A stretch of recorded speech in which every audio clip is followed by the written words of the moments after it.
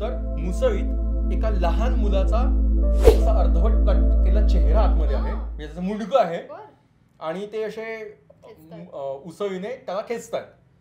कांडम कांडम असं काहीतरी तो माणूस बोलतो, तर मला आता कळलं कांडम ते नंतर कळलं की हे काय आहे. म्हणजे बुडते को तिनके का सहारा जे असं असतं ना, म्हटलं दाखवायला फक्त एक छोटीशी इतकी काठी तोडली मी, ती काडी वाढली काडी बेसिकली. आता ती काडी घेऊन मी जात होतो. तो सगळेजण विचारले काडी काय घेतोय. मी म्हटलं ती माझी काडिका माता आहे. तर त्या काडिका माता माझी साथ देणार आहे म्हटलं पूर्ण. आणि त्या क्षणी स्वच्छ आकाश, पूर्ण क्लिअर, आणि म्हणजे नेकेड आईजने ऍक्च्युली गुरु शिखर दिसत होतं. त्याच सोबत गोरक्षनाथांचं शिखर दिसत होतं आणि तिकडे उजवीकडे खाली महाकाली शिखर आहे. यार 2025 काय काय दाखवत आहे लोकांना. 2025 ने खूप काही दाखवलंय, भयंकर. तर हे पहिलं वर्ष होतं. आरसीबीने ट्रॉफी जिंकली, IPL हे पण पहिलंच वर्ष होतं. माझ्या मागे आणि अशी डाव्या साईडला उजव्या साईडला शेजारी पानांची सळसळ ऐकू आली. जंगल काहीतरी आहे चालतं असं वाटलं.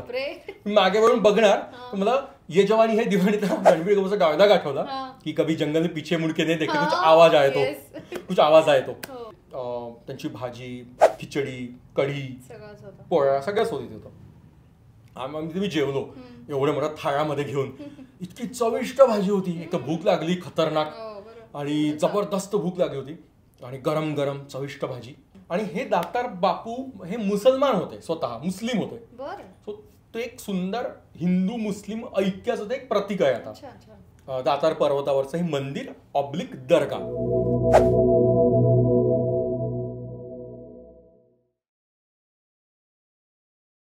नमस्कार, मी तुमची होस्ट प्रियांका आणि थोडक्यात सविस्तर या आजच्या या भागात मी तुमची आज होस्ट आहे. आणि आजचे आपले गेस्ट आहेत अभिजित पानसे. तर अभिजितनी मागच्या एपिसोडमध्ये 2024चा गिरनार परिक्रमेचा अनुभव सांगितला आणि यावेळची 2025ची जी गिरनार परिक्रमा होती ती काही कारणांनी रद्द झाली, पण तरीसुद्धा त्यांनी ती पूर्ण केली. तर त्याबद्दलच आपण आज बोलणार आहे अभिजित. तर तुझा सगळा एक्सपिरियन्स, तुला आलेले तिथले काय काय जे नवीन नवीन अनुभव आहेत ते सगळे आपण आज बोलणार आहे. तर एपिसोडला सुरुवात करूया. डन. सो म्हणजे हा एपिसोड मागच्या एपिसोडचीच कंटिन्युटी आहे ना? सेकंड एपिसोड, अगदी सेकंड पार्ट तसंच झालंय. ओके. तर मला सांग की 2024चा तू अनुभव सांगितलास गिरनार परिक्रमेचा, की तुम्ही कसं गिरच्या जंगलातून चालत गेले आणि सगळं ते आमच्या डोळ्यासमोर उभं केलं सगळं. तर यावर्षीची सुद्धा परिक्रमा तू केलीस, पण गिरच्या जंगलातून नाही, तर ती कशी केलीस? ऍक्च्युली खरंच परिक्रमा ही कॅन्सल झाली. सो प्रत्येकांसाठी एक अत्यंत डिसअपॉइंटमेंट होत होते. जितके आमच्यासोबतचे लोक होते किंवा लाखो लोक तिथे होते ते सगळेजण नाराज होते. तरीही आमची परिक्रमा झाली. कशी काय? ती म्हणजे वाहनाद्वारे परिक्रमा झाली. अच्छा, बरं. कारण आम्ही जेव्हा इथनं गेलो, ओके त्यापूर्वी आम्ही थोडं बॅकग्राऊंड सांगू आम्ही कसं पोहोचलो, कारण नक्की काय कारण होतं कॅन्सल होण्याचं. पाऊस कसा आमच्या मागे लागला होता, बरोबर, जो विलन ठरतो या वर्षी. मे 2025 पासनं पाऊस सुरू झालाय. भिडेपूल यावर्षी मे महिन्यातच पाण्यात गेला होता आणि अजूनही नोव्हेंबर सुरू झाला, पण तरीही पाऊस आहेच थोडाफार का होईना. सो हे पहिलं वर्ष आहे जे 7 महिने पाण्यात गेले ज्या वर्षात. सो अर्ध वर्ष आपलं पाण्यात गेलं. सो हेच कारण होतं जे विलन ठरलंय या वर्षीच्या परिक्रमेबद्दल, गिरनार परिक्रमेचा विलन. सो आम्ही नेहमीप्रमाणे आमचं DP रोडवरनं आमची घोडदौड सुरू झाली. तर 2 दिवसापूर्वी शंकर महाराजांचा प्रकट दिन होता आणि शंकर महाराजांना प्रार्थना करत होतो आम्ही सगळेजण की आमची ही गिरनार परिक्रमा नीट व्हावी. बेसिकली जो पाऊस पडतोय, कोसळतोय, तो जरा थांबावा आणि परिक्रमा नीट व्हावी बेसिकली. 2 दिवसानंतर आम्ही सगळेजण पोहोचलो गाडीपाशी. आमच्या गाडी जेव्हा आली तेव्हा तिथे मोठ्या अक्षरात नाव होतं जय शंकर. अरे वा. इतका आनंद झाला ते बघून की शंकर महाराज आहेत सोबत आपल्या. येस. सो तिथनं आम्ही सगळे बसलो. तर आम्ही मुंबईला पोहोचलो. मध्ये लोणावळ्याला सगळ्यांनी खाल्लं. ते आपलं कुळाचार असतो, तो कुलधर्म असतो की मुंबईला जायचं किंवा मुंबईवरून पुण्याला यायचं असेल तर लोणावळ्याला फूड मॉलला थांबतोच. का थांबतो मला आजपर्यंत कळलं नाहीये. इतकी काय भूक लागते 4 तासामध्ये लोकांना. सो आम्ही ते सगळं पोटोबा करून आम्ही निघालो आणि बोरीवलीला नॅशनल पार्कच्या बाहेर थांबलो. पाऊस सतत सुरू होता. ओके, म्हणजे पुण्यापासून निघाला ते पूर्ण कंटिन्यूअस चालूच होता, सतत पाऊस सुरू होता. आणि आमची गाडी थांबली तिथेच पुढे स्लीपर कोच होती, ज्यामध्ये आमचं या सीटर बसमधनं सामान आम्हाला स्लीपर कोचमध्ये टाकायचं, जी आम्हाला पुढे नेणार जुनागडला. सो ओला दुष्काळात 13वा महिना असं म्हणता येईल की आमची गाडी जिथे थांबली त्याच्या पुढे स्लीपर कोच होती आमची बस, पण तिथे प्रॉब्लेम झाला काहीतरी, की त्यांचाच काहीतरी म्हणजे टेक्निकल इश्यू झाला. त्यांनी 2 तास तिथे लावले. सो लोक परत परेशान, इकडे पाऊस सुरू आहे, आतमध्ये दमट वातावरण सगळं. सो त्यामुळे काही लोक बाहेर येऊन थांबत होते की यार लवकर एकदाच आपण निघावं, सुटावं गुजरातकडे. एकदाची गाडी सुरू झाली, सगळ्यांनी आपापलं सामान ठेवलं आणि आपापल्या नंबरनुसार लोक बसले. साधारण किती लोक होता? 50 एक होतो जवळपास. येस, 34 ते 35 होतो मुंबई पुण्यातनं, आणि तिथनं प्लस वाढले आणि मुंबई टू जुनागड आम्ही निघालो. मग सो आपापल्या नंबरनुसार लोक बसले आणि पाऊस सुरूच. सो आमचा महाराष्ट्राला आम्ही बाय करून गुजरातकडे निघालो आणि मध्ये खाडी दर्शन होत गेलं, जे वसई विरार नंतर लागतात खाड्या. तरी पाऊस सुरूच होता. शेवटी रात्री आम्ही एका ठिकाणी जेवायला थांबलो, पाऊस सुरूच. दुसऱ्या दिवशी सकाळी म्हणजे आमच्या का गुजरातच्या का रॅन्डम हायवेवरती का धाब्यावरती थांबलो आम्ही, की सोदा सकाळी काही सगळ्यांना नाश्ता करायचा होता. आम्ही बाहेर उतरतोय, एक व्यक्ती उतरते बाहेर, तरी ती ओली व्हायची, इतका पाऊस होता. सकाळचे 10:30 वगैरे वाजले होते. म्हणजे तरी जो रात्रभर दुपार म्हणजे आदल्या दिवशीपासून पाऊस सुरू आहे पुण्यातनं, तर तो एंड पर्यंत तिथे पण पाऊस सुरूच होता. ओले व्हायचे लोक, इतका पाऊस कोसळत होता. तो एक अंदाज होता की यार परिक्रमा कदाचित होईल का नाही. त्याच वेळेस एक रील म्हणजे बऱ्यापैकी व्हायरल होत होतं, जे जुनागडला गिरनारला जी धुनी आहे, त्यांचे जे महंत आहेत, त्यांचं एक बयान किंवा ते एक लोकांना आवाहन करत होते की कृपया तुम्ही एक तर परिक्रमेला येऊ नका, आता परिक्रमा होणार नाहीये. आम्ही कलेक्टर सोबत पूर्णपणे एक अॅनलाइज केल्या गोष्टी जाऊन आतमध्ये जंगलामध्ये, की ही परिक्रमा होणं अक्षरशः आता अशक्य झालंय, इतकं चिखल आहे आतमध्ये. बेसिकली हे गुजरातमध्ये गेल्यावर तुम्हाला कळलं? नाही, गुजरातमध्ये गेल्यावरच आम्हाला कळलं. सो ऑलरेडी ती एक नेगेटिव्ह न्यूज मला कळली होती. म्हणजे मला पहिल्यांदा ते रील मिळालं आणि मग मी सांगितलं, gentleman I have a bad news for you, की परिक्रमा आपली होऊ शकणार नाहीये. म्हणजे आता पण डाऊट होता, 50-50% होतं की यार म्हणतात आहे लोक कॅन्सल होईल किंवा लोकांनी जास्त येऊच नये, की म्हणजे येऊ नये आणि प्रॉब्लेम होऊ नये म्हणून म्हणतात. पण ऍक्च्युली जेव्हा त्या महंतांनी म्हटलं की परिक्रमा कॅन्सल झाली आहे, ऑफिशियल ती न्यूज होती. कारण कलेक्टर सोबत ते आतमध्ये गेले होते काही साधूंसोबत तिथल्या, आणि कळलं की इथे अशक्य आहे, इतका चिखल आहे आणि ते ऍक्सिडेंट होतील. कारण 37 किलोमीटरचा रस्ता आहे, 40 किलोमीटर जवळपास. नद्या आहेत, नद्यांमध्ये मगरी आहेत, नद्यांना पूर आला होता काइंड ऑफ. प्लस 3 डोंगर मागे जे बोललो, 3 घोडी. तर त्या घोडी स्वार करताना चिखलात लोक पडू शकत होते.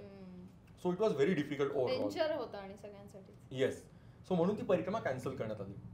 आणि मग ही न्यूज मी प्रत्येकाला ती सांगत होतो की यार परिक्रमा नाही होते. तरीही आमच्यातले काही अत्यंत होपफुल लोक होते, पॉझिटिव्ह.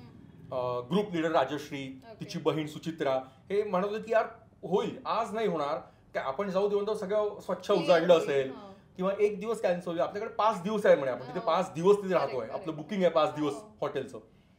म्हणजे आज नाही, उद्या नाही, आपल्याला एक दिवस तर हवाय, न थांबता परिक्रमा करू आपण. आणि हे सगळं ऐकताना आम्हाला बरं वाटत होतं की होईल परिक्रमा. म्हणजे it's like a cricket match, की पाऊस आहे कळताय, क्रिकेट मॅच कॅन्सल होते, पण तरी एक क्रिकेट लव्हर काय म्हणतो यार नाही, 10 वर्ष तर होईल, 15 वर्ष तर होईल, एंड मध्ये पाऊस थांबेल आणि मॅच होईल. सो मला तसंच वाटत होतं की परिक्रमा होईल शेवटच्या मोमेंट पर्यंत, जरी ते आवाहन करतात. सो आम्ही गुजरातमध्ये पोहोचलो. जेव्हा आम्ही हॉटेलला पोहोचलो तेव्हा तर स्वच्छ सगळं आकाश झालं होतं, निरभ्र आकाश होतं आणि मस्तपैकी सूर्यप्रकाश होता. दुपारी 2-2:30 आम्ही पोहोचलो जुनागडमध्ये. 24 तासाहून जास्त प्रवास झाला होता. सो सगळेजण थकले होते, शरीर आंबलं होतं.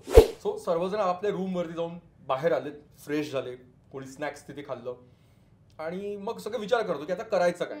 कारण उद्याची तर कॅन्सल होते परिक्रमा फॉर शुअर. मग आज काय करायचं, तर काही आमच्यातले अत्यंत तगडे लोक होते स्टॅमिना वाईज, त्यांनी ठरवलं की आज रात्रीच आपण 10,000 पायऱ्या सर करून गिरनार दर्शन करायचं, गुरुदत्तांचं दर्शन करायचं. परिक्रमा उद्या होईल, परवा होईल, जेव्हा होईल ते होईल, पण पहिले दर्शन तर करून घेऊया, कारण आपल्याकडे तो वेळ आहे. आणि या दरम्यान माझ्या डोक्यात ते वेगळं सुरू होतं की यार एक पर्वत आहे, मला माहित नाही तुला माहिती आहे की नाहीये, गिरनार पर्वत आहे, त्याच्याच पुढे एक दातार पर्वत आहे, त्याचंही एक वेगळं महात्म्य आहे. ती पण एक खूप जागृत जागा आहे असे म्हणतात, असं मी वाचलं होतं. प्रमोद केणे सर जे आहे, ज्यांच्यामुळे आज अख्ख्या महाराष्ट्राला गिरनार समजलं आणि अख्खा महाराष्ट्र गिरनार मध्ये जातो. त्यांच्या पुस्तकात 2013 मध्ये ते पुस्तक वाचलं होतं मी. त्या पुस्तकात दातार पर्वताचं वर्णन होतं आणि 1-2 माझे फ्रेंड दातार पर्वताला गेले होते. सो मला दातार पर्वतावर एक आकर्षण होतं. म्हटलं यावेळेस परिक्रमा जर कॅन्सल होत असेल ना, then I will go to Datar. गाडीतच ठरवलं होतं की इफ इन केस परिक्रमा नाही होते तर यावेळेस नवीन अनुभव घ्यायचा की दातार पर्वत करायचं. आणि दरवेळेस आता मी जितक्यांदा मी गेलो असेल गिरनारला, तर वरती चढताना नेहमी दातार पर्वत दिसतो. एक व्हाईट कलरची बॉर्डर आहे तिथे, असं त्यांनी चुना लावला त्या ठिकाणी, सो ते दुरून पण दिसायला हवा म्हणून. सो तिथे दातार पर्वत दिसत होता. माझ्या डोक्यात होती यार उद्या आपण दातार पर्वत करायचा का. सो मी जे ग्रुप लिडर्स होते ना किंवा आणखी काही लोक होते त्यांना सतत कन्व्हिन्स करत होतो की दातार पर्वताला जायचं का. कारण मी एकटा जाऊ शकत नव्हतो, कारण ते अत्यंत रिस्की आहे. तिथे प्रॉपर जंगल आहे. गिरनारला 10,000 पायऱ्या आहेत, लोक येतात, लोक जातात. दातार थोडं रिस्की आहे, जास्त रिस्की आहे, कारण तिथे रस्त्यावर चालताना सिंह बसले असतात, लेपर्ड हमला होऊ शकतो कधीही, आणि नाग असे साप असे बसले पायऱ्यांवरती म्हणतात. रानगवे कधी पण येऊ शकतात. अस्वल आहे का मला आय डोंट नो, ऐकलं नाही, पण हे जे ऐकलंय मी लोकांकडे प्रत्यक्ष, हे रिअल लाईफ स्टोरीज आहेत. हे सगळं मी ऐकलं होतं. म्हणजे मी एकटाच जाणार नाहीये, श्रद्धा आहे पण एकटा जाताना भीती वाटणार आहे. सो मी कन्व्हिन्स करत होतो लोकांना. पण त्याच दिवशी काहींनी ठरवलं की आपल्याला जायचं आहे वरती गिरनारला. सो मी नाव दिलं की म्हटलं मला उद्या मी पण येतो गिरनार दर्शनाला. दातार परत उद्या करता येईल किंवा परवा करता येईल, पण आज आपण पोहोचलोय 24 तासानंतर. आणि काही जे लोक होते ते त्याच दिवशी संध्याकाळी रात्री निघणार होते 10-1 वाजता. आणि मी सुद्धा माझं नाव दिलं, सांगितलं की मी येतोय. मी फ्रेश झालो माझ्या रूम मध्ये, अंघोळ केली आणि रात्री 10 वाजता आमचं सगळं जेवण झालं त्याच्यापूर्वी. आणि मी म्हटलं अलार्म लावायचा विसरलो फक्त. रात्री 11ला सगळ्यांनी लॉबीत उभं राहायचं, म्हणजे एकत्र यायचं आणि आपण गिरनारला जाऊया असं ठरलं होतं. पण हा माझा नेहमीचा एक अनुभव आहे, जेव्हा जेव्हा मी काही प्लॅन करतोय गिरनारमध्ये की असं करू, ह्या टाइम या वेळेत हे करू, या वेळेत हे होऊन जाईल, असं जेव्हा जेव्हा मी काही गोष्टी गृहीत धरतो, काही गोष्टी म्हणजे काही आराखडे बांधतो, ते नेहमी तुटतात, कधीच होत नाही. हे दत्त महाराजांचं काही असेल त्यामध्ये आय डोंट नो, पण कधीच झालं नाही आजपर्यंत जे काही मी प्लॅन केले असतात त्यानुसार. तर मग मी माझं अलार्म लावायचं विसरलो, मी झोपलो. मला एकदम जाग आली, कारण स्वतःला माइंडला सांगितलं की यार उठायचं आहे, 10:30 वाजता आपण खाली थांबायचं जाऊन. मला जाग आली, वाजले होते 11ला 5 मिनिट कमी. आणि मी फ्रेश होऊन अंघोळ केली पटापट रात्री 11 वाजता आणि म्हटलं खाली जायचंय. मला फोन आला ग्रुप लिडरचा आमच्या, ते म्हणाले की अरे ते सगळेजण गेलेत पुढे, तुला जायचंय का पुढे, तू ऑलरेडी तू मग परत जा, कारण ऑटोज तर मिळतातच. सगळ्या रूट सुरू होता रात्रभर. आम्ही जुनागडला राहतो, गिरनार तलेठी म्हणजे काय, तर गिरनारची पहिली पायरी जिथे सुरू होते त्याला तलेठी हा भाग आहे, नाव आहे त्या भागाचं. हे लोक सगळे तिकडे चालले गेले. मी म्हणजे माझी वाट पण नाही बघितली, पण त्यांना ऍक्च्युअली पक्क नव्हतं की मी येत नाही, त्यांना असं वाटलं. कारण बरेच लोकांना वाटत होतं की 24 तास प्रवास झाला यार, आणि 5 दिवस आहे आपण, 5 दिवस आपण इथेच आहोत, परिक्रमा तर होणारच नाहीये. सो काही उद्या. सो त्यांनी ठरवलं, जे काही 5-6 लोक होते ते निघून गेले मला सोडून. सो मला एकदम फार वाईट वाटलं. मग वाटलं की यार ठीक आहे, मी आता तयार होतो, काय खाली जाऊन ऑटोचा रस्ता सुरूच आहे, वाहत आहे. तर पण मग नंतर वाटलं यार इतका 24 तासाचा प्रवास झाला, छान झोपावं आरामात आज. सो मी सांगितलं त्यांना की म्हटलं मी येत नाहीये, फोन करून सांगितलं की आता मी येत नाहीये, मी उद्याच बघेन म्हटलं दर्शनाला. सो मी झोपलो. नेक्स्ट डे काय झालं, काही लोक आमचे जे होते दर्शनार्थी त्यांनी ठरवलं की आमचं 4 तारखेचं दर्शनाचं होतं तिकीट काढलेलं रोपवेचं सगळ्यांचं. आणि ही गोष्ट आहे 1 नोव्हेंबरची सकाळ उजाडली आहे. 31ला आम्ही पोहोचलो, 1ला पोहोचलो, 31ला निघालो, 1ला पोहोचलो. ही 2 तारखेची सकाळ आहे. सो जे बाकीचे लोक आहेत ते म्हणाले की आज कशाला वेळ वाया घालवायचा, आपण ऑफलाईन तिकीट काढू रोपवेचं आणि आपण दर्शनाला जाऊ. माझ्या डोक्यात एक ठरलं होतं की परिक्रमा जर होणार नसेल तर मी रोपवे मूवीच जाणार नाही. यु नो व्हॉट, ऑलरेडी तुझ्या व्हिडिओवरती कमेंट आली होती की मी लोकांना म्हणजे मी म्हटलंय की मी लोकांना सांगे ब्रह्मज्ञान, आपण स्वतः कोरडे पाषाण, की रोपवेच्या विरुद्ध माझं मत कायम असतं पण मी स्वतः रोपवेने गेलोय अशी कोणीतरी कमेंट पण केली होती. सो मी म्हटलं बिलकुल नाही, यावेळेस मी आता रोपवेच मला जर पटत नाहीये तर मी का रोपवेने जावं. सो ठरवून मी 10,000 पायऱ्या चढणार होतो. आणि रोपवे तर आता सुरू झाला यार 5-1 वर्षांपूर्वी. त्यापूर्वी तर आपण सगळेजण असंच जायचो, वरती चढून खाली यायचो. 20,000 पायऱ्या ऍक्च्युअली 10,000 परत. तुम्ही ठरवलं होतं. तर हे सगळे लोक गेलेत सकाळी उठल्यावरती गिरनार चढायला रोपवे थ्रू. तेव्हा त्यांना न्यूज कळली की त्यांना ऑफलाईन तिकीट मिळत नाहीये. आणि मला फोन आला तिथनं आमच्या ग्रुप लिडरचा. ते म्हणाले की आम्हाला तर आम्ही दर्शन करत नाहीये, आम्ही इथे आलोय, ऑफलाईन तिकीट अवेलेबल नाहीये, कोणालाच अवेलेबल नाहीये. पण आता इथे कळत आहे की गिरनार परिक्रमा कॅन्सल 100% झालीये जवळपास. पण इथले जे ऑटोवालेज आहेत किंवा गाड्यांचे जे गाडीवाले लोक आहेत ते म्हणतात की आम्ही तुमची परिक्रमा वाहनाद्वारे करून नेऊ. सो ही एक गोष्ट आम्हाला क्लिक झाली. आणि बरेचदा आता नर्मदा परिक्रमा म्हणे काय जे काही परिक्रमा असतात त्या सुद्धा लोक आजकाल वाहनाद्वारे करतात. मी म्हटलं ठीक आहे यार, एक मानसिक समाधान का होईना, परिक्रमा केल्याचं एक समाधान ऑटोद्वारे गाडीद्वारे करता येईल आपल्याला वाहनाद्वारे. सो मी म्हटलं मी येतोय.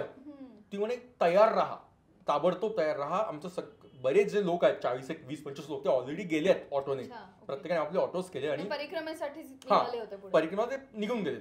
आता मी एकटा होतो ना अख्ख्या हॉटेलमध्ये, म्हणजे आमच्या ग्रुपला मी एकटा होतो. ज्यांनी ठरवलं की दर्शनाला पायी 10,000 पायऱ्या चढून जायचंय, रोपवेने मी जाणार नाही असं माझी भीष्म प्रतिज्ञा होती.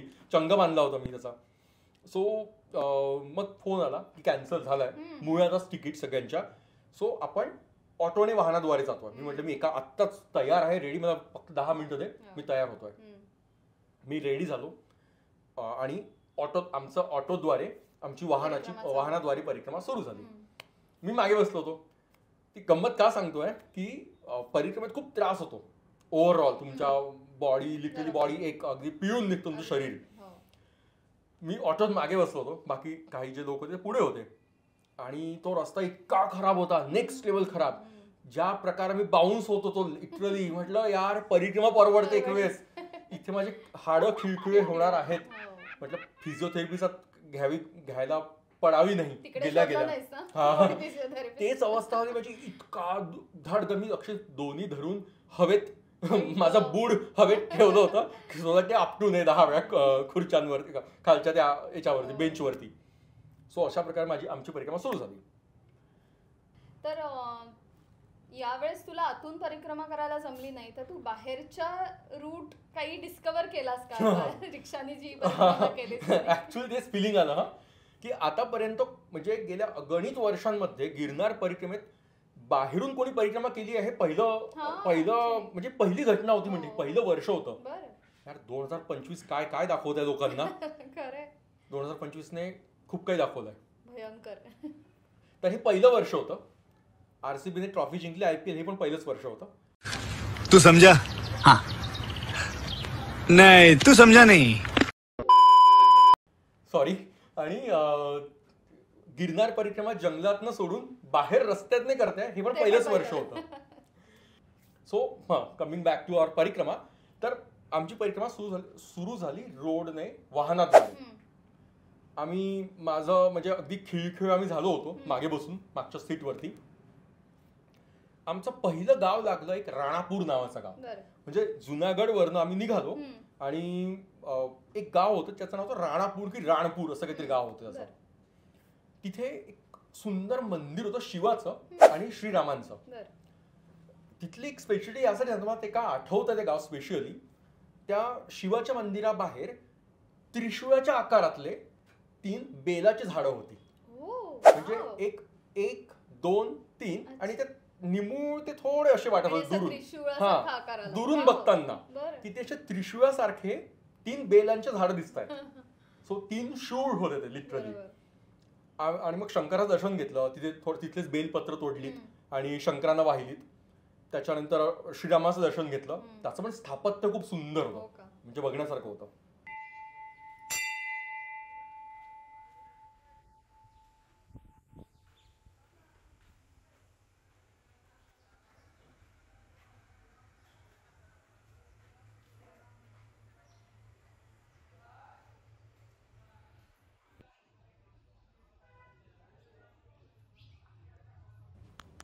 झालं हे रानपूर की राणापूर दर्शन आमचं आटोपलं. तिथून आम्ही थोडं पुढे गेलो. एक गाव लागलं. साधारण जुनागड टू इथे पोहोचायला किती वेळ लागला? पाऊण तास लागला. पाऊण तास खूप भयंकर वेळ माझी मात्र ते. नंतर मी पुढे आलो. त्यावेळेस पाऊस चालू होता का? नाही, आता आकाश निरभ्र होतं, स्वच्छ मस्त सूर्यप्रकाश, एकदम सुदिंग वातावरण होतं. हलकस थंडाचं सकाळचं एक नोव्हेंबरचं फिलिंग असतं. थोडं धुकं पडलेलं सुरुवात आणि आपल्या त्वचेला जाणवत असतं काही बदल घडतोय असं म्हणतात. थंडी आहे प्लस एक सुदिंग ऊन आहे. तर नोव्हेंबरचा बेस्ट फील तिथनं सुरू झाला आम्हाला. सो आम्ही या राणपूर गावातनं पुढे जाऊन पुढे निघालो. ते छोडवली नावाचं एक गाव होतं, अगदी छोटंसं गाव. 10:30-11 वाजले असेल तेव्हा.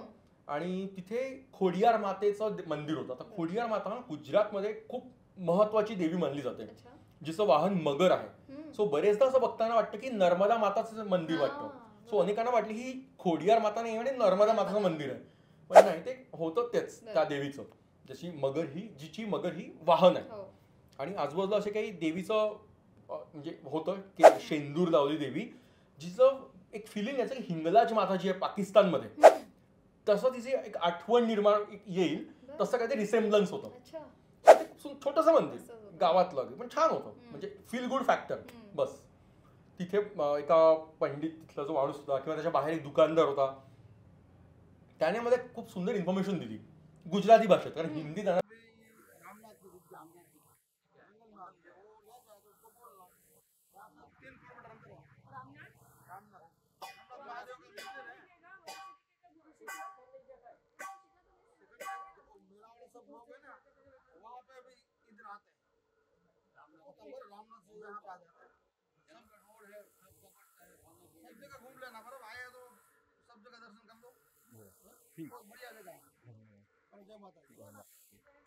बोलताच येत नव्हती. तर त्यांच्या भाषेत त्यांनी जे काही सांगितलं मला की इथून तसं जा तुम्ही, म्हणे आता पहिल्यांदा असं होतं की परिक्रमा गाव म्हणजे जंगलातून न होता बाहेरून होते. सो म्हणे इथे जर तुम्ही आलाच आहात, पुढच्या वर्षी येणार नाही आहात इथनं, तर याच टचवूड म्हटलं की पुढच्या वर्षी नाही इथनं यायचं, पुढच्या वर्षी जंगलातनं परिक्रमा करायची आहे. सो आलाच आहात तर म्हणायचं इथे एक सुंदर एक आश्रम आहे बिलखा नावाचा. हा बिलखा आश्रमची स्टोरी वेगळी आहे, तिथं पुढे सांगतो. सो त्याने आमच्या भाषेत जे काही सांगितलं आणि त्याच्यानंतर इन्फॉर्मेशन घेतली मी. आणि तिथनं ह्या 2 गावं झाले. पण आता सगळ्यांना आमच्या सगळे चहाबाज लोक होते ना, सो त्याला तलब आली होती, चहाची तलब. सो त्याला चहा होता, तर आम्ही चहा शोधलं. मग आम्ही चहा पीत गप्पा करत, तो वाफाळता चहा, सुदिंग सुंदर वातावरण, निरभ्र आकाश आफ्टर सो मेनी डेज, पाऊस पाऊस पाऊस पाऊस पाऊस, त्याच्यानंतरचं एक स्वच्छ निरभ्र आकाश आणि सुंदरसा सकाळचं ऊन. त्यामुळे मस्त फिलिंग येतो आपलं ओव्हरऑल. आणि त्यामध्ये वाफाळता चहा हवा होता, जो मला मिळाला, आलं टाकलेला, एक वेगळी किक लागली. आय एम नॉट चहाबाज पर्सन, पण मला मस्त वाटलं, मला पण आवडलं. I enjoyed that. सो आम्ही चहा घेतला, तिथे डिस्कशन केलं की किती वेळ लागेल, कुठे, उद्याचा काय प्लॅन आहे. तरी सगळ्यांचं म्हणणं होतंच यार परिक्रमा होईल, अजूनही होप होतं सगळ्यांना. झालं. मग आमचा हा ब्रेक झाला, टी ब्रेक झाला आणि आमचा परत आमची घोड दौड, ऑटो दौड आमची सुरू झाली परिक्रमेची पुढच्या. त्याच्यानंतर जे म्हणाल ना ती व्यक्ती की बिलखा नावाचा आश्रम आहे, मला हा शब्दही आठवत नव्हता. मला आमचे ग्रुप लिडर पण विचारतो कोणता शब्द सांग. मला वाटलं यार मिल्खा सिंग म्हणत होतो मी. मग वाटलं मिल्खा नाही, बिलखा. सो त्यावरनं ते बिलखा गाव आहे. आणि मग आमचं ते आश्रम मिळाला आम्हाला एकदाच होतो. जे काय होतं त्यांनी सांगितलं मंदिर वगैरे, kind of on the vetch होतं. फक्त हे जे गाव आहे बिलखा नावाचं, त्यासाठी थोडा टर्न घ्यायचा होता जे ऑटोवाल्याला आम्ही सांगितलं होतं बरं. की आम्हाला इथे जायचं आहे. आणि तिथल्या लोकल ऑटोवाल्यांना तर सगळं माहितीच असतं येस, तिथं. त्यांना सांगितलं आम्ही. आणि मग आम्ही तिथनं पुढे निघालो, त्या बिलखा गावात पोहोचलो. आता त्याआधी एक गोष्ट सांगतो की इमोशनल भाग, की आपण परिक्रमा करतो बेसिकली, हे मनाला सांगावं लागत होतं. कारण आम्ही गावातनं रस्त्यावरून फिरतोय ना, ऑन रोड डांबरी रोडवरनं जातोय, गावातनं फिरतोय. सो प्रत्येकाला इच्छा होती की यार गिरनार पर्वत दिसावा, त्यातही दत्त शिखर दिसावं, गिरनारचा सुळका आहे किंवा ऍटलीस्ट गिरनार दिसावा दुरून. कारण आजूबाजूला जंगल होतं, गाव पण होतं, म्हणजे आम्ही खूप कुठून जात होतो बाहेरनं, म्हणजे अगदी पूर्ण जंगलाच्या बाहेर जात होतो. येस, खूप खूप मोठी राऊंड ऍक्च्युली, त्याला आम्ही परिक्रमा म्हणून घेत होतो ऍक्च्युली. सो आम्ही मग तिथनं निघालो. तर आम्ही ऑटोवाल्याला सतत म्हणत होतो की अशी जागा सांग जिथनं गिरनार दिसेल, कारण आम्हाला ते फिलिंग तर येऊ देत, ते फिलिंग यायला पाहिजे ना यार की आपण गिरनार परिक्रमा करतोय. जरी वाहनाद्वारे करतो पण ती कळू दे नाही, कारण नर्मदा मातेची परिक्रमा जरी लोक करतात तर तेव्हा वाहनाद्वारे ती कुठेतरी दिसत असते की आपण नर्मदा मातेच्या अराउंड परिक्रमा करतोय. इथे गिरनार दिसतच नव्हता, दूर दूर नुसते गावं दिसत, जंगल कुठेतरी दिसायचं अधूनमधून. सो त्याला विचारायचो आम्ही, पण त्यालाही हिंदी नीट कळत नव्हती. तो तोंडात बोलत होता, मध्येच त्याचं तंबाखू खाणं सुरू होतं. तर ते तो सांगायचं की हा दिखेगा दिखेगा काही तो मी दिखेगा असं सांगत होतो. तर आम्ही मग बिलखा गावाचं का महत्व आहे आमच्यासाठी ते हे याचमुळे. तो म्हणाला की यहाँ से आपको कुछ दिख सकता है. सो ते बिलखाचा आश्रम आहे, त्याला ना आनंद आश्रम त्याचं नाव आहे. आणि खूप तामझाम होता बाहेर, स्पीकर लावलेले, गाणी म्हणजे भजन वगैरे, आतमध्ये सगळा महाप्रसाद सुरू होता. बरं, हा दिवस आहे तो म्हणजे कार्तिक एकादशी, कारण प्रत्येकाला उपवास, मोस्टली लोकांना उपवास त्या दिवशी उपवास होता. सो आतमध्ये एकदम असा सुंदर भाज्यांचा ते सुगंध, इच्छा झाली की यार खावं इथेच, पण नाही म्हटलं आज उपवास करायचा, परिक्रमा करत नाहीये तर उपवास तर नक्की करूयात. सो मग आम्ही दर्शन घेतलं आतमध्ये. इथे मला एक गोष्ट दिसली, त्याचं वेगळं महत्व आहे. आतमध्ये विष्णूंचं मंदिर होतं. विष्णूचं की शंकराचं मंदिर होतं. तिथे एक मुसळ आणि उखळ ठेवली होती. उखळ माहिती आहे ना, दगडी, आणि मुसळ लाकडी. तर तिथे ना म्हटलं याचं महत्व काय. आता त्या लोकांना हिंदी सांगता येत नव्हतं, ते सांगत होते काहीतरी,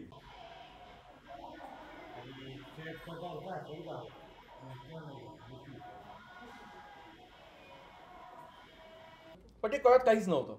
आणि म्हटलं ठीक आहे. त्याच्यानंतर दर्शन केलं आणि आता मी जस्ट एक वाटलं की एक आपण प्रदक्षिणा मारावी विष्णूंना आतमध्येच. तिथे जेव्हा मी प्रदक्षिणा करताना एक स्टॅच्यू दिसला, म्हणजे एक border statue in the sense की कार्डबोर्डचा एक स्टॅच्यू दिसला. ते कसं होतं सांगतोय, कसला स्टॅच्यू होता. हा, आणि ते बघताना असं एक सेकंड फिलिंग आलं. एक्झॅक्टली मागे प्रदक्षिणाचा छोटासा मार्ग, अगदी थोडासा मंदिराचा, तो कार्डबोर्डचा स्टॅच्यू और जे काही चित्र होतं ते असं होतं की एक आई वडील, म्हणजे गृहस्थ आणि त्याची पत्नी, आपल्या मुसळीमध्ये, नाही उखळीमध्ये, उखळ म्हणजे आतलं ना, आणि मुसळ म्हणजे ज्याने मारतो आपण, बरोबर. तर मुसळीत एका लहान मुलाचा असा अर्धवट कट केला चेहरा आतमध्ये आहे, म्हणजे त्याचं मुंडकं आहे, आणि ते असे उसळीने त्याला खेचतात. कांडम असं काहीतरी तो माणूस बोलत होता, मला आता कळलं कांडम ते नंतर कळलं की हे काय आहे. आणि त्या बाईच्या चेहऱ्यावरती रक्त सांडलंय, पूर्ण रक्त. ते असं ते चित्र होतं. इथून थोडं पुढे गेल्यावरती तो मुलगा जिवंत झालं दाखवतोय आणि ते आई वडील तिथे आहेत. तिथेच ते उखळ आणि मुसळ ते त्यांना दिसत होतं, तिथे होतं. त्या व्यक्तीने सांगायचा खूप प्रयत्न केला पण ते लिहिलं कुठे नव्हतं. ते बघून इतकं वेगळं वाटलं, सरप्राईज झालो, शॉक झालो काइंड ऑफ, की ते असे फोटोज होते, म्हणजे कार्डबोर्डचं ते स्टॅच्यू होतं काइंड ऑफ. एकीकडे मुलाचं मुंडकं ते हे करतात आहे, आणि दुसरीकडे तो मुलगा जिवंत होतोय आणि ती रक्त असलं चेहरा, रक्त सांडलाय वगैरे वगैरे. मग मला आठवलं की शिवलीलामृतात ही सेम स्टोरी आहे, की ते शिव रुद्राचा म्हणजे कुठला तरी वेश घेऊन येतात आणि म्हणतात की मला तुझ्या मुलाचा मांस हवाय खायला, भक्षण म्हणजे नैवेद्य म्हणून. आणि मग ते करतात आणि मग ते परत शिव प्रसन्न होतात त्यांची भक्ती बघून निस्पृह भक्ती बघून आणि जिवंत करतात. आणि मग ते जिवंत करतात. पण मी म्हटलं यार हे तर शिवाची स्टोरी आहे, इथे विष्णूचं मंदिरात कसं. पण नंतर कळलं की ऍक्च्युली शिवच ते होते, फक्त त्यांनी त्याच्या मागे स्टोरी तिथे ठेवली होती. ओके. आणि ही घटना ह्या गावात झाली होती. हो बापरे. हा, आणि म्हणून त्याचं पूर्वीचं नाव होतं बलिस्थान. अच्छा. आणि ती बळी दिली म्हणून येस, आणि त्याचं रिलेशन म्हणतात राजा बळी सोबत सुद्धा होतं आहे. सो राजा बळीवरनं ते नाव पडलं बलिस्थान. आणि बलिस्थान म्हणजे ज्यांनी आई वडिलांनी आपल्या मुलाचा बळी दिला आणि मग तो ऑफकोर्स जिवंत पण झाला. सो म्हणून ते बलिस्थानचं बिलखा झालं. सो ते एक आश्रम. आणि आम्हाला खूप मस्त वाटलं की यार अचानक हे नवीन गोष्ट, नवीन स्टोरी कळली आणि नवीन स्थान आम्हाला कळलं, नवीन स्थान महात्म्य आम्हाला कळलं. सो बिलखाचं आम्ही दर्शन घेतलं आणि तिथनं आम्ही मग महत्वाची गोष्ट सांगायची राहिली आहे. आतापर्यंत आम्हाला कुठेही गिरनार दर्शन होत नाहीये. पण ते म्हणलं होतं ना की तुम्हाला तिथून दिसेल, पुढे दिसत नव्हतं. पण नंतर कळलं की थोडं दूर गेल्यावरती एक सुंदर वडाचं झाड होतं मस्तपैकी. त्या वडाच्या झाडाच्या मागे असा ऍक्च्युली गिरनार पर्वत ऍज सच दिसेल का कळत नव्हतं, पण कोणीतरी सांगितलं की तोच गिरनार पर्वत आहे आणि दुरून दिसत होतं. मग आम्हाला कळलं की एक वरती विष्णू मंदिर आहे वेगळं, विष्णू नारायण मंदिर आहे, लक्ष्मी नारायण मंदिर आहे. आम्ही वरती गेलो आणि वर गेल्यावरती कळलं की इतका सुंदर पूर्ण तो नजारा दिसत होता. आतापर्यंत आम्ही गावातनं फिरतोय, गिरनार परिक्रमा करतो पण गिरनार दिसत नाहीये. आणि आता वर गेल्यावरती अख्खा आसमंत डोळ्यांमध्ये नजरेत येत होता, दृष्टीपथात होता बेसिकली. आणि समोर गिरनार पर्वत, त्याचे सगळे सुळके असे दिसत होते, तो जंगल दिसत होतं पूर्णपणे. सो वरती जाऊन आम्हाला ते दर्शन झालं. म्हणजे गिरनार परिक्रमा करतो हे कळलं, वाहनाद्वारे का होईना गिरनार दर्शन. येस, कारण दर्शन झालं इथनं पहिल्यांदा. तो तिथे नमस्कार केला आणि मग आम्ही तिथनं खाली आलो. सो आमची एक अर्धी परिक्रमा आटोपली होती. मग अर्धी काय जास्त झाली होती. मग बिलखावरनं परत आमचा एक प्रॉपर मोठा हायवेने आम्ही जुनागडचा 12 किलोमीटर जुनागड होतं. सो जुनागडला पोहोचलो. तिथनं आता पारंपरिक परिक्रमा कशी असते तर पहिले दर्शन करायचं असतं भवनाथांचं. भवनाथ हे अत्यंत महान शिव मंदिर आहे, ज्याचं महात्म्य प्रत्येकांना माहिती आहे. महाशिवरात्रीला जिथे खूप साधू लोक त्या एक मृगी कुंड आहे भवनाथामध्ये, छोटंसं कुंड आहे पाण्याचं, कुंड पाण्याचं असतं सॉरी, पण त्या कुंडामध्ये स्नान करतात महाशिवरात्रीला. आता फॉर एक्झाम्पल जर 100 साधू स्नान करताय त्यातले 99 बाहेर येतात, एक बाहेर येत नाही असं म्हणतात. आणि ते जो एक असतो ना साधू, तो म्हणजे साक्षात शिव असतो, रुद्र असतो असं म्हणतात. हा, आणि ते साक्षात भवनाथ असतात. म्हणजे तिथे जे मंदिर आहे भवनाथांचं, ते स्वतः शिव तिथे मृगी कुंडात स्नान करतात. त्यातले बाकी सगळे बाहेर येतात, तो एक साधू येत नाही म्हणतात. असं मी वर्षानुवर्ष ऐकत आलोय. आणि तेच म्हणजे साक्षात भवनाथ म्हणजे शिव.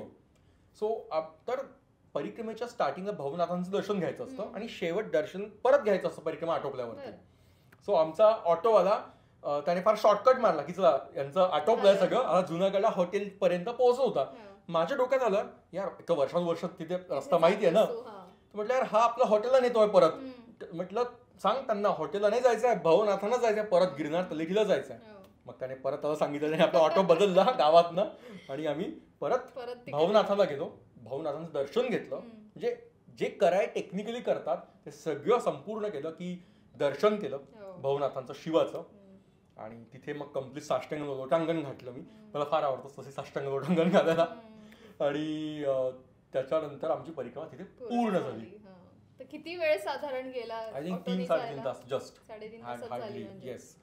सो म्हणजे कम्प्लीट परिक्रमा झाली आणि मग हॉटेलला पोहोचलो. मग तेव्हा मला डोक्यात आलं, म्हणजे आमची ग्रुप लिडर म्हणाली की बरं झालं तू आदल्या दिवशी म्हणे तुला झोप लागली. आणि कारण बाकी सगळ्या लोकांची परिक्रमा झाली नव्हती, जे आदल्या दिवशी 10,000 पायऱ्या चढायला वर गेलो दर्शनाला.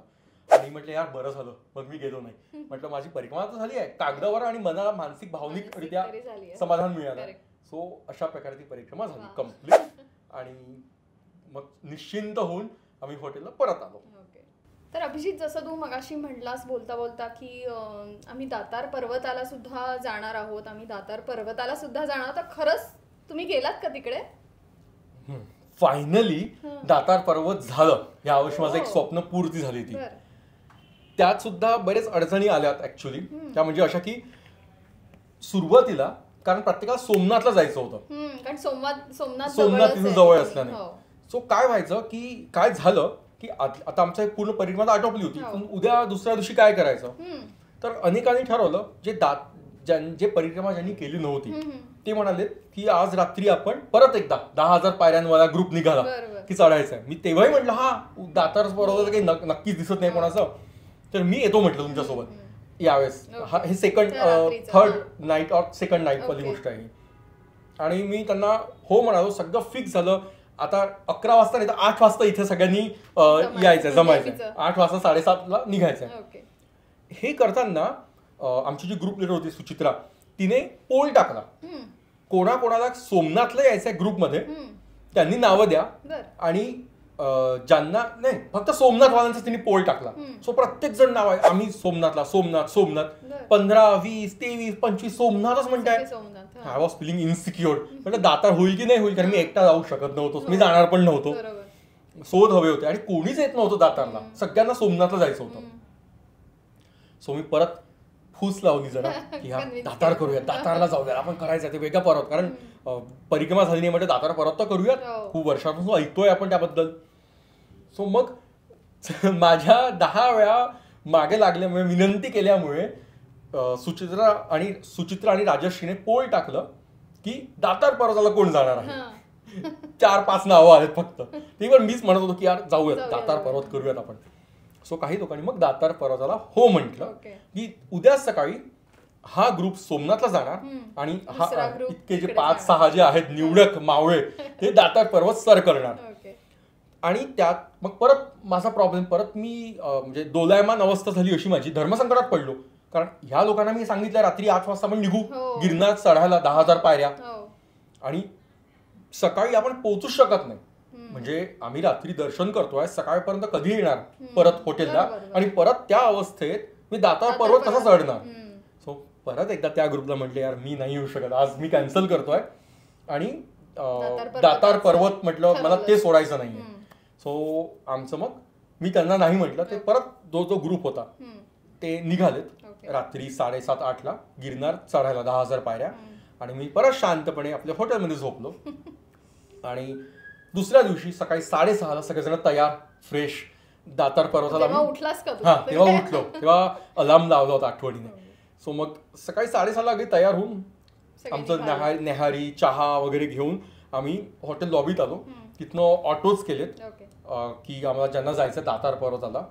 आता आम्ही पाण्याची बॉटल वगैरे घेतली होती. आता चुकून जनरली माझ्याकडे ना एक चांगली बॉटल असते, म्हणजे धातूची बॉटल असते बऱ्यापैकी.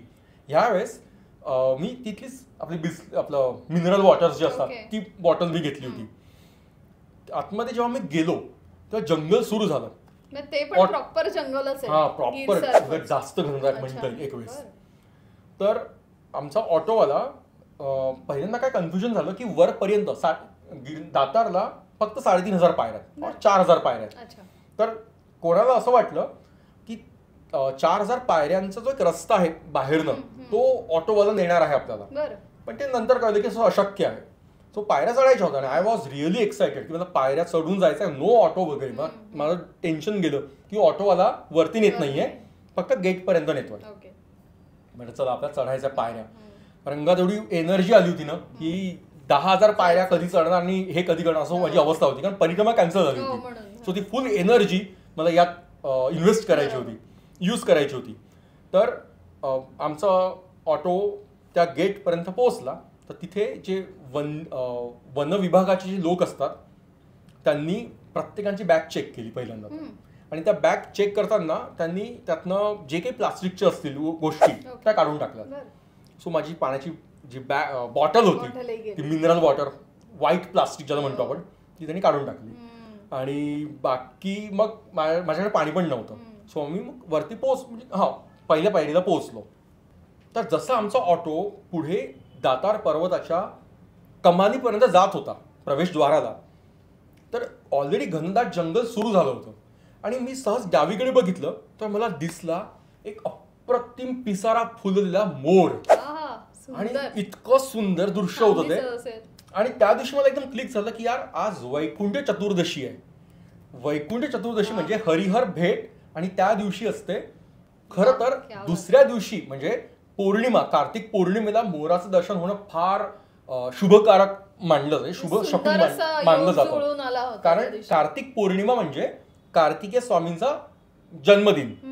सो त्या दिवशी मोराचं दर्शन होणं म्हणजे मयूर दर्शन होणं खूप चांगलं असतं. म्हणजे ठीक आहे, दुसऱ्या दिवशी झालं नाही पौर्णिमेला, आदल्या दिवशी झालाय वैकुंठ चतुर्दशीला.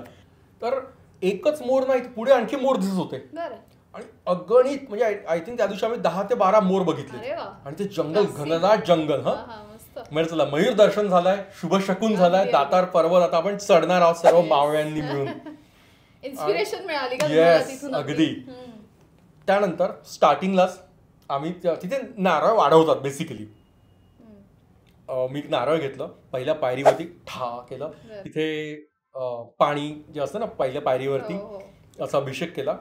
समोर 2 मोठे मोठे माकडं, ज्यांनी पूर्ण आमचा रस्ता अडवला होता. सो पहिल्यांदा भीती वाटत होती माकडं अंगावर नको यावेत. सो त्यांच्याकरता तेच टिपिकल काय खायला हवंय त्यांना टाकायचं असतं आपण. सो त्यांना दिलं खायला आणि आम्ही निघालो. पहिल्या पायऱ्या दातार पर्वताच्या, म्हणजे इतकं वर्षांचं स्वप्न होतं. 2012-13 पासून मी ऐकत होतो दातार पर्वताबद्दल, ते आता पूर्ण होते. सो पहिल्या पायरीला नमस्कार केला आणि आम्ही निघालो. सो तिथे आता जे माकडं होते, पुढेवर माकडं होते, तो त्यांना ते कुठेतरी बघत होते. सो जरा भीती वाटायची माकडांची. सो म्हणून मी तिथे काठी घेतला. मला सगळ्यांकडे काठ्या होत्या, माझ्याकडे परत एकदा काठीच नव्हती. काठी नाहीच मिळाली का तुला? यावेळेस सुद्धा काठी मिळाली नाही. तर मी काय केलं, आजूबाजूला एक तुटलेलं असं ना पान, म्हणजे काठ्या पडल्या असं बाऱ्या अगदी बारीक. तर मी तिची अगदी म्हणजे बुडते को तिनके का सहारा जे असं असतं ना, म्हटलं दाखवायला फक्त एक छोटीशी इतकी काठी तोडली मी. ती काडी, वाढलेली काडी बेसिकली. आता ती काडी घेऊन मी जात होतो. तो सगळेजण विचारायची काडी काय घेतोय? मी म्हटलं ती माझी काडिका माता आहे. तर त्या काडिका माता माझी साथ देणार आहे म्हटलं पूर्ण याच्यामध्ये. तर मग ते माकडांना आम्ही क्रॉस केलं आणि मग पुढे पायऱ्या चढायला लागलो. आणि तेव्हा जाणीव झाली की खरंच दातार पर्वताला एकट्याने जाणं ऍक्च्युअली कठीण आहे, म्हणजे थोडं धोकादायक आहे. हा, जसं तू मगाशी म्हटलंस की सिंह येऊन बसतात तिथे आणि रस्त्यात, आणि नाग, साप नाग सगळेच असतात तिथे. कारण मागच्या वेळेस लोकांना दिसलं होतं, त्यांनी सांगितलं होतं मला. सो यावेळेस म्हणजे ऍक्च्युअली घनदाट जंगल आहे. लाईट आय थिंक आहेत तसे, आणि प्राणी तिथे जात होता. तर साधारण काय टाइम? ही वेळ 10:30-11 नॉर्मल वेळ, अगदी सकाळचीच वेळ होती. आणि तेव्हा कुठलाही प्राणी दिसला नाही. सो एक बरं होतं. पण नंतर वाटलं की प्राणी दिसायला पाहिजे होता, कारण सगळे काम झाल्यावरती मला वाटतं ना की यार दिसायला हवा होता म्हणून. तर आम्ही मग वर चढायला लागलो. आणि खूप म्हणजे इतकं कठीण नव्हतं गिरनार पर्वतासारखं. पायऱ्या अगदी सोपी आहेत, म्हणजे काही सपाट, मग थोड्या पायऱ्या, मग परत सपाट. सो चढणं बिलकुल कठीण नव्हतं. पण तरी पायात गोळे येतात आपण जेव्हा पायऱ्या उतरतो ना तेव्हा.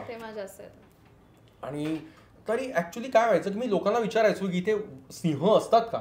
तर ते म्हणाले की 100 टाइम्स असतात, फक्त यावेळेस नसतं ते 4 ते 5 दिवस जेव्हा इथे यात्रा असते. अदरवाईज इथे 100% सिंह, लेपर्ड, रानगवे, साप, नाग असे ते घोणस सगळे अजगर तर खूप आहे तिथे. तर ते असतात म्हणे पायऱ्यांवरती. तर यावेळेस ते काय म्हणा की ओ भाग्य अभि म्हणे 500 दिन केली आहे लोगों को देख के. मग आमचं चढणं सुरू झालं घनदाट जंगलात. लोक होतं ना, बेसिकली लोक होते, असं नाही की लोक नव्हते, बरेच लोक होते चालणारे. आणि वरती जाताना मग तशी ही जागा अशी वेल नोन आहे, पण तितकी नाही, एवढी नाही झाली. म्हणजे फॉर एक्झाम्पल जर 1000 माणसं जात असतील गिरनार पर्वताला, त्यातले 10 और एकच व्यक्ती जाते दातार पर्वताला. अच्छा, एवढा रेशो कमी आहे? इतका रेशो कमी आहे तसा. सो निघालो आम्ही वरती जायला. आजूबाजूला घनदाट जंगल होतं, मध्ये मध्ये लोक नव्हते, दिसत नव्हते. पण नाव आय वॉज रिअली रिलॅक्स्ड आणि एन्जॉयिंग अराउंड. छान सुंदर नेचर होतं यार, आणि थंड वातावरण होतं मुख्य म्हणजे. आणि मग आम्ही परत चालणं सुरू झालं. तिथे नाही परत मोर दिसलेत मला, 4-5 मोर, आणि फिमेल मोर पण दिसलेत. ते पण होतं तिथे. त्याच्यानंतर एक सुंदर तिथे एक स्पायडर नेट होतं, म्हणजे कोळ्याचं जाळं होतं. इतकं ह्यूज होतं ते बघून म्हणजे अनेक लोक तिथनं गेलेत, त्यांना दिसलं नाही ते. आणि मला माझी दृष्टी सगळीकडे फिरत होती, काहीतरी दिसेल का मस्तपैकी. पण मला ते जाळं दिसलं कोळ्याचं, आणि खूप सुंदर होतं ते. म्हणजे हिरव्या रंगाच्या बॅकग्राऊंडवरती ते नक्षीदार जे जाळं विणलं होतं एक सोनेरी नाही काय चंदेरी रंगात म्हणजे सिल्वर कोटिंगचं असं सुंदर आणि घनदाट हिरवं जंगल. पाऊस सुरू होतो ना बऱ्यापैकी, त्यामुळे घनदाट जंगल होतं हिरव्या रंगाचं अगदी. आणि त्याच्या बॅकग्राऊंडला ते रुपेरी रंगाचं मोठं जाळं विणलं होतं. एक चक्र होतं लिटरली दिसत होतं दुरून. असं ह्यूज होतं म्हणजे असं लक्ष जाऊन ते आपण मेस्मराइज होऊ असं ते जाळं होतं. आणि मी तिथे पण बघितलं, जरा छान फील गुड फॅक्टर होता सर्व. मग पुढे गेलो. प्रॉब्लेम हा होता की माझ्याकडे पाण्याची बॉटल नव्हती. आधीच काढून घेतली. येस, कारण ओव्हरऑल ह्युमिडिटी तर होतीच वातावरणामध्ये, सो तहान लागत होती. पण नशिबाने मला वाटलं, तर मी 1-2 लोकांना विचारलं, म्हणजे पाण्याचं इथे पाणी कुछ नाही मिळेल का, कुठलीही बॉटल नाही, पाण्याची बॉटल मिळणार नाही, मिनरल वॉटर. पण नशिबाने काही लोक याच काळामध्ये फक्त म्हणतात की आपलं सरबत विकतात की हे काय ते बेसिक जे ते असतात तिथे. त्यांना सांगितलं त्याला शुगर मत डालो, सिर्फ पाणी, निंबू और काय मीठ मसाला टाका. सो ते तसं मी घेतलं. म्हणजे नशिबाने मिळाली ती व्यक्ती, एक म्हातारी बाई होती, ती हे पाणी सगळ्यांना सरबत देत होती विदाऊट शुगर. आणि ते मग सरबत मी तिथे घेतलं लिंबाचं. फुल एनर्जी आली परत एकदा. सॉल्ट जे चालले होते आपले डिहायड्रेशनमुळे, सो ते परत एकदा एनर्जाइज झालो पूर्णपणे. परत पुढे गेलो. आता असं वाटत होतं की यार कधी येते आहे दातार पर्वत. पुढे जा मग गायी दिसल्यात आणि इतक्या ह्यूज गायी होत्या. अस्सल गीर जंगलातल्या गायी, जे A1 A2चा जो वाद आहे पुण्यात दुधावरनं, त्या ओरिजिनलच्या गायी आहेत गीर जंगल मधल्या गायी, त्या तिथे होत्या. आणि भयंकर मोठ्या गायी, म्हणजे आडदांड गायी होत्या बिलकुल. त्यामुळे दिसतं मला वाटलं यार यांना भीती वाटत नाही, इथे सिंहाच्या वातावरणात जगतात आहेत ते बेसिकली. आणि काल परवाच एक चंद्रपूरच्या ताडोबातला एक व्हिडिओ व्हायरल झालाय जिथे लेपर्ड गाईला मारतोय गळा. माझा थॉट पण आला की यार इथे पण तेवढंच अनसेफ असू शकतं. पण गीर जंगलातले लोक काय म्हणतात, म्हणजे हे ऍक्च्युअली ते म्हणतात की तिथे गावकरी आणि सिंह लायन्स यांच्यामध्ये खूप चांगलं एक प्रकारचं हे म्युच्युअल अंडरस्टँडिंग आहे. ते एकमेकांवर कधीच हल्ला करत नाही. आजपर्यंत सिंहाने हल्ला केला नाहीये. पुढच्या एका भागात मी नक्की बोलेल. तरी ते रिस्की आहे. एका लेपर्डने गिर जंगलातल्या गिरनार पर्वतामधल्या एका महंतावर हल्ला केला होता लेपर्डने, म्हणजे बिबट्याने. सो ती वेगळी स्टोरी, आपण एकदा त्यावर बोलूया पुढे. तर सिंह मात्र कधी हल्ला करत नाही. सो त्यांचे म्युच्युअल अंडरस्टँडिंग आहे म्हणतात. मग परत पुढे गेलो, म्हणून त्या गायींना पण हल्ला करत नाही असं ऐकलं मी. त्यांच्यावर गायींवर सुद्धा त्यांना काही ते काही भीती नाही आहे गायींना सुद्धा. मग आणखी पुढे गेलो. शेवटी एकदाच म्हणजे थकवा आलाच होता यापैकी. बरं तुम्ही चालत होते आय थिंक 2.5 ते 3 तास, 3-4 पर्यंत तासांनी पोहोचलो आम्ही. मग एकदाच वरती जो व्हाईट हॉटेल मधनं मला एका व्यक्तीने सांगितलं होतं की जो दुरून दिसतो व्हाईट कलर, चुना लावलेला रंग त्या जंगलामध्ये, तो दातार पर्वत आहे. हे मला 2 दिवसापूर्वी सांगितलं होतं. आणि ऍक्च्युली मग दातार पर्वताचा जो चुना व्हाईट कलरचा दुरून दिसतो तो प्रत्यक्ष थोडा असं जवळ दिसायला लागला. म्हणजे आता आलाय गिरनार सॉरी दातार आता आलाय. दातार बापू, बेसिकली दातार बापूंचं महत्व आहे. तिथे एक अवलिया संत म्हणून ते होऊन गेलेत. ही माहिती मला माहित नव्हती, किंवा तिथे गेल्यावर कळली. तिथे काय आश्रम आहे त्यांचा? येस, आश्रम आहे, एक मंदिर आहे आणि दर्गा पण आहे. म्हणजे ते हिंदू मुस्लिमांचं ऐक्य म्हणून एक युनिटी म्हणून ते मंदिर और तो दर्गा आहे बेसिकली. हे माहित नव्हतं मला यापूर्वी, हे तिथे गेल्यावर कळलं. तर मी वर जात असताना घनदाट जंगल होतं आजूबाजूला, तेव्हा माझ्या मागे आणि अशी डाव्या साईडला उजव्या साईडला शेजारी पानांची सळसळ ऐकू आली. जंगल काहीतरी आहे, चालतं असं वाटलं. मी मागे वळून बघणार तर मला ये जवानी है दिवाणी रणबीर कपूरचा डायलॉग आठवला की कभी जंगल में पीछे मुड़ के नहीं देखे कुछ आवाज आहे तो. सो म्हटलं मागे वळून तरी बघितलं. तिथे परत एक मोठी गाय चालली होती. ती म्हैस होती, गाय आणि म्हैस दोघी होत्या. सो ते पार केलं आणि मग मी वरती, ऍक्च्युली शेवटी वरतीला उंचावर असा भाग आहे चांगलासा. सो वरती गेलो. पायऱ्याच आहेत पण पूर्ण. हो, आता इथे बऱ्यापैकी रिकामा भाग होता, म्हणजे मधला असा सपाट भाग होता. आता परत वरती सुळक्यावर जायचं आहे. सो वरती गेलो तिथे, आणि तिथे सगळं जेवणाचा सुंदर सुगंध होता. भूक तर आपल्याला पहिल्यांदा लागतंय, पण पहिल्यांदा म्हणजे दर्शन करावं, म्हणजे नक्की काय आहे दातार पर्वतावर. तिथे आतमध्ये एक छोटीशी गुहा आहे आणि गुहा इन द सेन्स आपण थोडं वाकून जावं लागतं, असं उंच दगड आहे तो बेसिकली, आणि पाणी झिरपत असतं, थेंब पडत असतात पाण्याचे. आतमध्ये दर्शन केलं, आतमध्ये असे कट्या, थोडंसं एक तलवार असं एक, आणि थोडंसं मंदिरासारखं फिलिंग आहे, आणि तिथे काही बघू शकत नाही आपण, अंधार. हा अंधार होता बऱ्यापैकी, आणि हलकासा थोडा उजेड होता, जो समईचा उजेड. मी दर्शन केलं, तिथे नैवेद्य दाखवला, आणि परत ते काही थांबू देत नाही असतं, आणि मग तिथे टर्न करून मी म्हटलं हे कोण आहे, दातार बापू हे म्हणजे. तर दातार बापू नावाची एक अवलिया होऊन गेलेत, ही जी माहिती नंतर मला तिथे मिळाली दातार पर्वतावर. तर एक अवलिया संत होऊन गेलेत, ज्यांना श्री गुरुदत्तांनी दृष्टांतावर साक्षात्कार झाला की तू इथे जाऊन तपश्चर्या कर, और जे काय कर, साधना कर. म्हणून गिरनार पर्वत इथे आहे, म्हणजे हा गिरनार पर्वत आहे आणि हा दातार पर्वत आहे.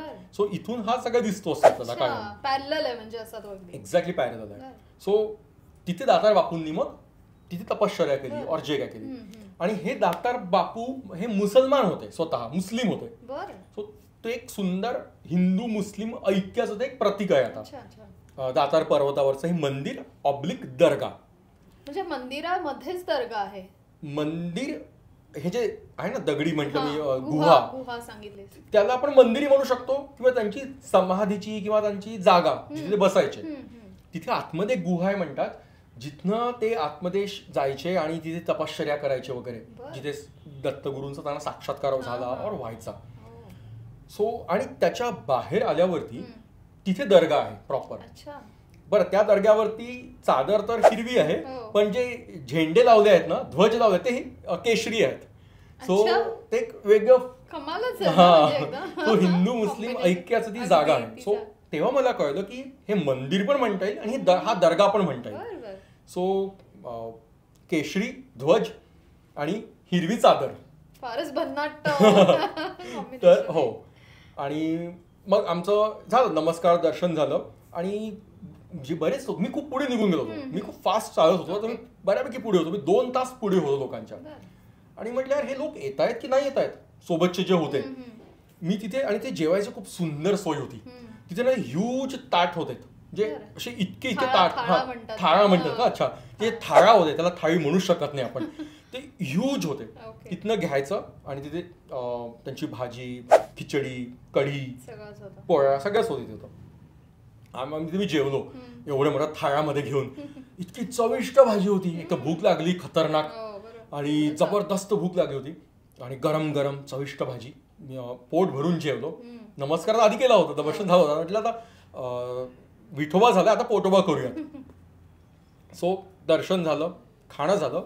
मी आता वाट बघत होतो की यार हे येतील मागचे लोक राहिलेले, आणि मग आपण खाली उतरूयात. तर मी थोडं आणखी पुढे गेलो, म्हणजे तो आवार आहे वरचा पूर्ण. सो मी दर्शन आणि जेवणाचं झालं, ती जागा, तिथून थोडं पुढे गेलो, आणि तिथून जे दृश्य दिसलं ते मेस्मराइज्ड, विस्मयकारक आणि सुंदर दर्शन, ते म्हणजे समोर गिरनार पर्वत होता. कारण म्हटलं पॅरलल आहे. आतापर्यंत वर येईपर्यंत दातार पर्वताला बऱ्यापैकी म्हणजे ढग होते आकाशात. सो दिसत काय नव्हतं, धुकं पण होतं ना. काही वेळाने सूर्य आणखी तळपायला लागला, आणि माझं जेवण वगैरे आटोपलं, प्रसाद, ऍक्च्युली प्रसाद म्हणू त्याला आपण.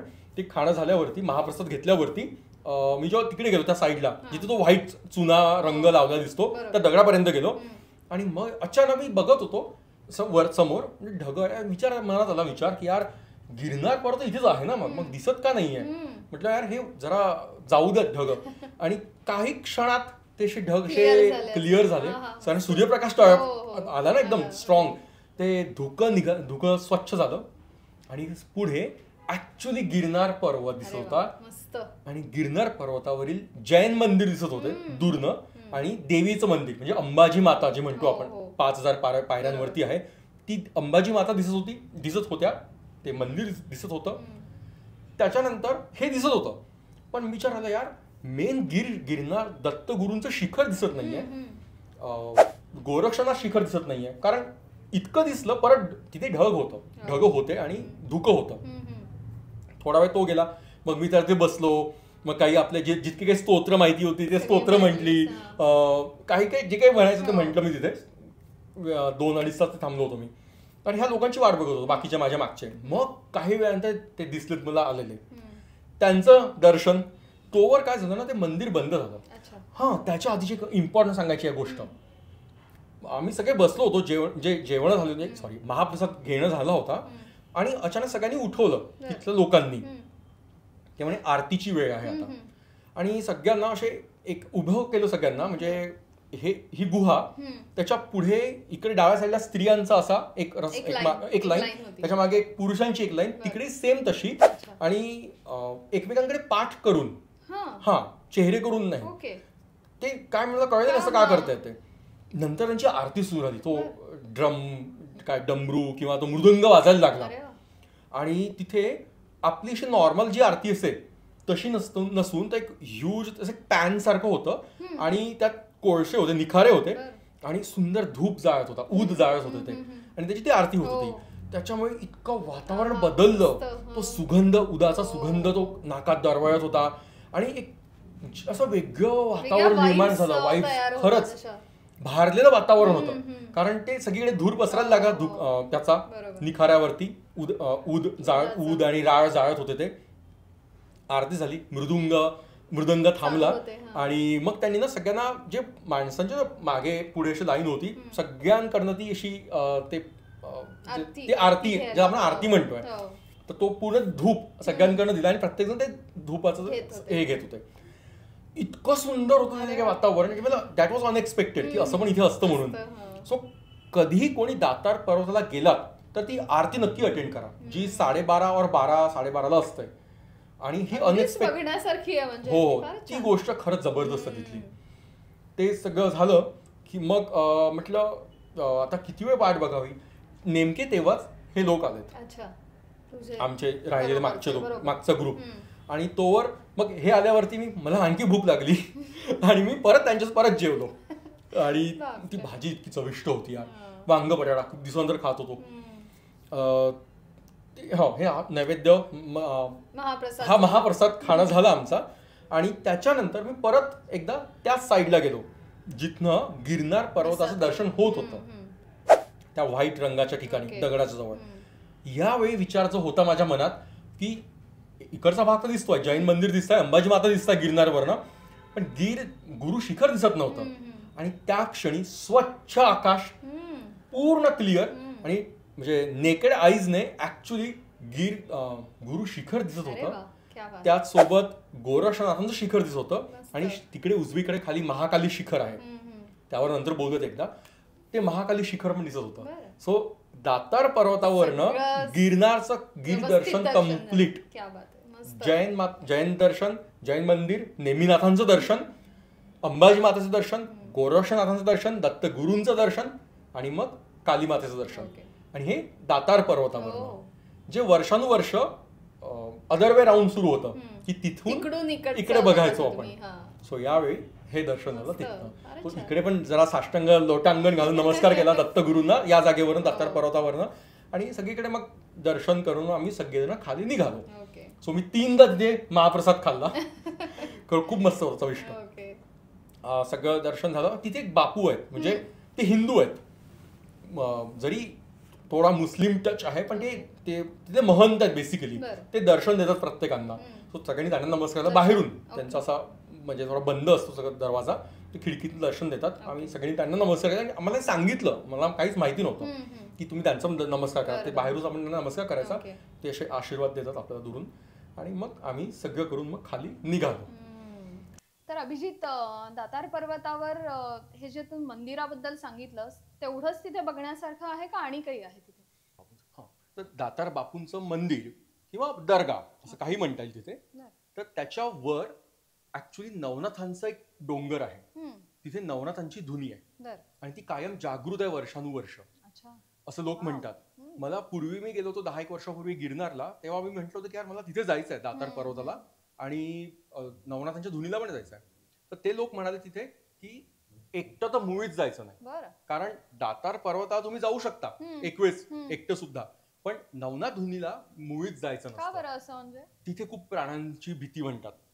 आणि दातार पर्वताच्या मागच्या साईडला एक रस्ता जातो नवनाथ धुनीसाठी, तो डोंगर आहे नवनाथांचा, तिथे त्या शिखरावर जायचा रस्ता जातो, आणि थोडा कठीण रस्ता आहे. लोक लागतात सोबत, तिथे लोक असावेत कायम बरोबर आपल्या. कारण एक वेळेस म्हणजे बघताना इतकं जवळच आहे, म्हणजे हार्डली हे तर शिखर आहे नवनाथांचं, पण तिथून जायला 1.5 ते 2 तास लागतात जायला नॉर्मली. हो, मोठा रूट आहे. कारण तेच रस्ता नाहीये, पायऱ्या नाहीये, सो दगड धोंड्यातनं वाट काढत जावी लागते थोडं झाडांमधून वगैरे. सो तिथे प्राणी असू शकतात असं, आणि असतातच असं म्हणतात तिथले लोक. जंगलच आहे. हो, आणि तिथे तर फार कमी लोक जातात. म्हणजे मग अशी म्हटलं की 1 लाखातले 10 लोक जर दातारला जात असतील, 1 लाख गिरनारला जाणारे लोक, त्यातला क्वचित एखादी व्यक्ती जाते जी नवनाथ धुनी पर्वताला जाते. आणि तिथे आता ती सगळ्या आपण मोस्टली धुनी ज्या बघतो त्या एका कव्हर्ड असतात, एका घरामध्ये असतात, म्हणजे एका मंदिरात आश्रमात असतात. ही नवनाथांची धुनी ही उघड्या आकाशाखाली आहे. सो पाऊस असो, ऊन असो, थंडी, वारा सगळं ती सहन करते, आणि तरी ती जागृत आहे. कमाल आहे. म्हणजे असं म्हणतात की सकाळी प्रातःकाळी नवनाथ तिथे येऊन ती धुनी जागृत करतात, पेटवतात दररोज. हो, असं म्हणतात. कारण मला तिथे जाता नाही आलं, कारण मी जाणार होतो, आम्ही ठरवतो, आमचे जे 4 भोसले काका, एक अपराज सर होते, आणखी काही जे लोक होते, आम्ही जाणार होतो. पण तिथल्या व्यक्तींनी म्हटलं की पावसाळा लांबल्यामुळेच गिरनार परिक्रमा कॅन्सल झाली. सो तिथे म्हणजे इतकं चिखल आहे की तुम्ही आता जाऊ नका या सध्या तरी. पण चालूच शकणार नाही एवढा तिथे चिखल झाला. पण तरी काही लोक गेलेत. म्हणजे मी त्यांचं आता नंतर मला कळलं की तिथे वर लोक दिसत गेलेले. आणि शेवटचा जो टप्पा आहे, म्हणजे हा दगड दोंड्यात आपण मार्ग काढत जातो, पण जेव्हा ते शिखर येतं प्रॉपर, तर तिथे त्यांनी लिटरली बेल्ट लावले, पट्टे दोरीसारखे, आणि ते चढवून त्याला सपोर्ट घेऊन वर चढावं लागतं. असं चढावं लागतं. नो पायरी. सो पायरी नसल्यामुळे ते चढाचढीची जी स्पर्धा लागते तिथे कधी. सो थोडंसं कठीण आहे तिथे जाणं, म्हणून ते राहिलं. आणि मी तर जाणार होतो यावेळेस, पण पावसाळ्यामुळे सगळेच लोक थोडे म्हणाले की नको, नेक्स्ट टाइम बघूयात आपण जायला. पुढच्या वेळेस तू जाणार आहेस? येस, पुढच्या वेळेस जायचं, कारण ते एक बाकी आहे.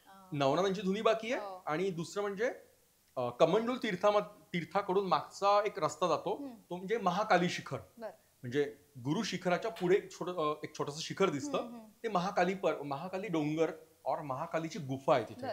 त्या गुहेत सुद्धा महाकालीचं एक जागृत स्थान आहे. सो बघण्यासारखं म्हणजे ते सुद्धा बघण्यासारखं नाही म्हणता येणार, दर्शन घ्यायचंय भक्तीने तरच आपण तिथे जाऊ शकतो. पण ह्या 2 गोष्टी माझ्या बाकी आहेत. आणि म्हणजे नवनाथांची धुनी म्हणतो ना, नवनाथांचं पर्व जिथे नवनाथ रोज येतात, गुरु शिखर आणि नवनाथांचा डोंगर एक्झॅक्ट एकमेकांपुढे. सो इट्स लाईक, म्हणजे हे जसं की जणू गुरु आणि तिथनं शिष्य एकमेकांशी बघतायत, वार्तालाप करतायत, एकमेकांशी बोलतायत. खूप सुंदर फिलिंग आहे. तिथे जाणं राहिलंय. आणि महाकाली, हे 2 गोष्टी मला करायच्या आहेत कधीतरी पुढच्या ट्रिप मध्ये तू भरून काढणार आहेस. आणि मगाशी जे तू म्हणालीस की ते मगाशी मी जे म्हणालो की ते गृहस्थ होते गुजराती शेठजी, ज्यांच्या मुला त्यांनी शिवानी म्हटलं वेशामध्ये येऊन संन्याशीच्या ऋषींच्या, की मुलाला कांडून मला त्याचं हवंय, त्याचा मांस मला हवाय, मांस हवाय. तर त्या व्यक्तीचं नाव सुद्धा आहे, ते म्हणजे सगळ शेठ किंवा सगळे शेठ असं काहीतरी नाव आहे त्यांचं, तिथे लिहिलंय त्यांचं नाव. तर ती ऍक्च्युअली जी गोष्ट घडली. सो अशा प्रकारे ती आमची गिरनार परिक्रमा अप्रतिम झाली. आणि याशिवाय एक मला आणखी आठवलं आता, की जसं मी म्हटलं ना की दातार पर्वताच्या मागून रस्ता जातो नवनाथ धुनीला, एक वाय आकार धरूयात आपण. हा जो रस्ता डावीकडे तो नवनाथांना जातो, आणि उजवीकडचा जो रस्ता आहे ना, तिथे एक सुंदर सृष्टीचा चमत्कार आहे की काही शक्ती आहे जागृत. ते म्हणतात ते काय आपण ठरवायचं. तिथे एक ह्यूज काही दगड आहेत शिळ्यासारख्या खडक, त्याला जर दगडाने वाजवलं तर एक्झॅक्टली मृदुंग किंवा नगारा वाजतोय असा आवाज येतो. ऍक्च्युअली तिथं नगारा वाजतो, तिथे मृदुंगाचा आवाज येतो, दगडांवर दगड मार असं. ते पण राहिलं ना, कारण ते पावसाळी वातावरण होतं ना, सो लोक थोडं टाळत होते जायला तिथे, कारण तिथे कोणी जात नाही. सो एक्झॅक्टली दातार पर्वताला फक्त दातार बापूंचा मंदिर, दर्गा किंवा ते पूजाचं स्थान, हे जागृत स्थान आहे. ते पण ते तर आहेच. याशिवाय वरती नवनाथांची जागा आहे, शिखर आहे जिथे जायला 1.5 तास लागतात. आणि इकडे उजवीकडे गेलं तर तो मृदुंगाचा एक मोठा दगड आपल्याला दिसतो, 2 ते 3 दगड.